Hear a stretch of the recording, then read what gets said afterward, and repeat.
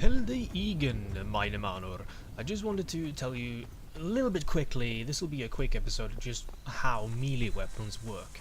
Melee weapons come in three different categories: small weapons, medium weapons and large weapons, and small ones being the captain's hook and fist, medium being the archer's butter knife and the skirmisher cutlass, and large weapons being the heavy knight's claymore and the huskarl's big axe, as you can see that I'm using right here.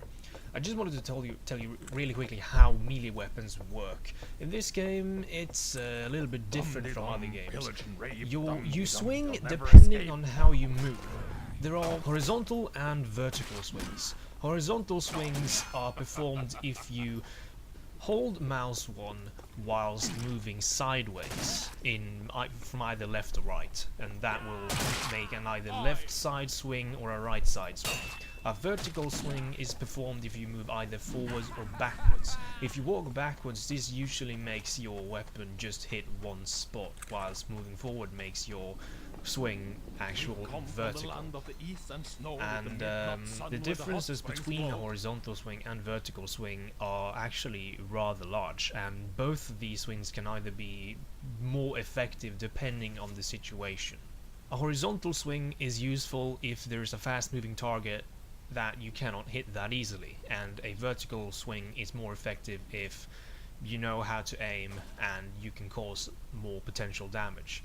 Because horizontal swings do less damage, have more chance to hit, vertical swings do more damage, but you need to aim more carefully.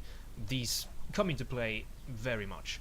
There's a skirmisher that just keeps jumping around in front of you, you can't exactly hit him. If you do horizontal swings, you will have more chance to hit, but you still need to aim a little bit carefully.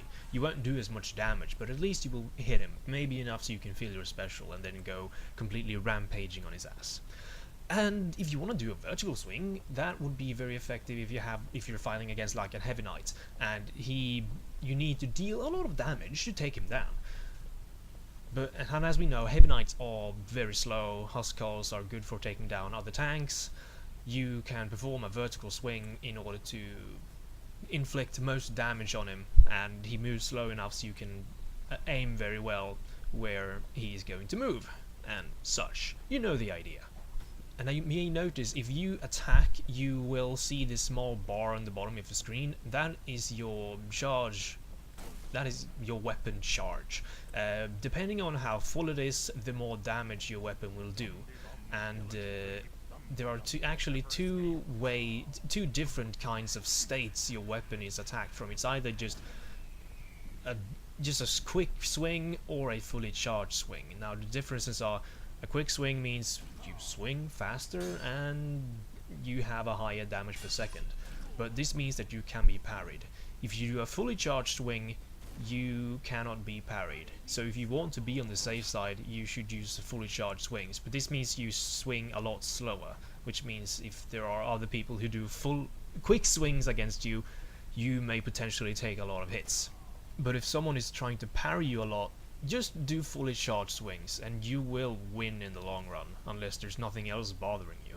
Fully charged swings are your best friend. If you get frustrated at someone just blocking your attacks, just use fully charged swings. Wait until the bar is completely filled and glowing white, then unleash your power attack, your own personal Falcon Punch.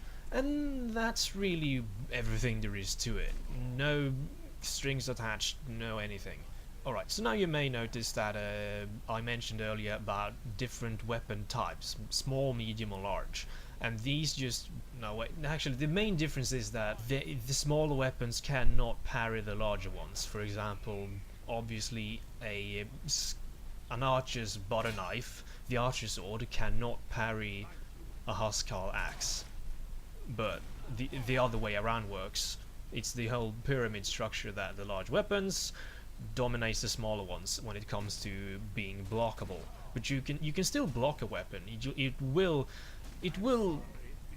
take off some marginal damage that you would normally take. So blocking is still a nice option to go for if you're in a tough spot. So like, okay, this whole blocking thing.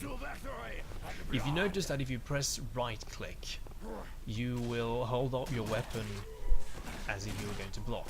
But that's not all there is to it. In the bottom of the screen you see an arrow, and that shows which direction you are blocking in. So say if an enemy is coming with an overhead swing attack, i.e. moving forward and holding swing, he will make an overhead attack, and that will make your arrow usually point upwards. So if you block and your arrow is pointing upwards, you will block that attack with a perfect parry.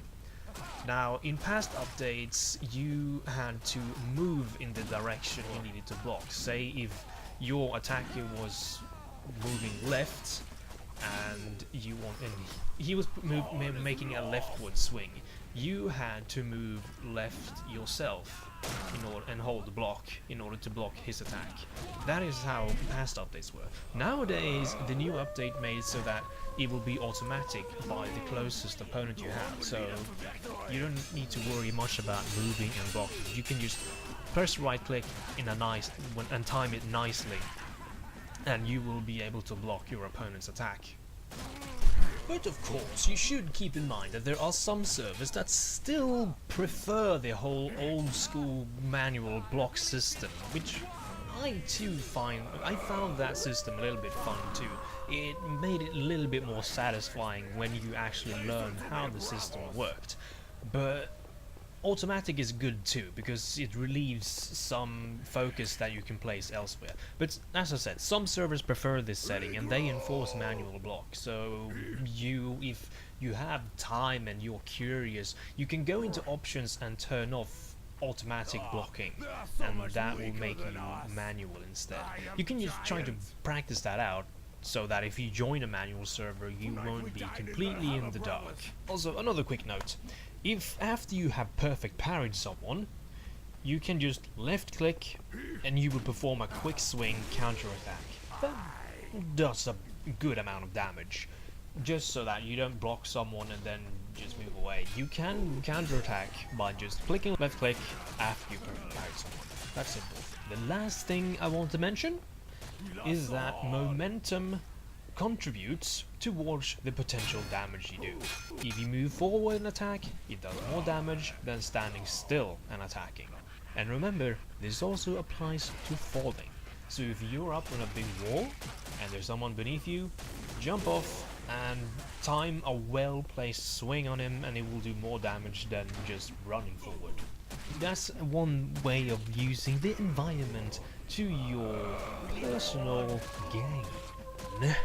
Now that is pretty much everything I need to say about this melee weapon working system jigger episode.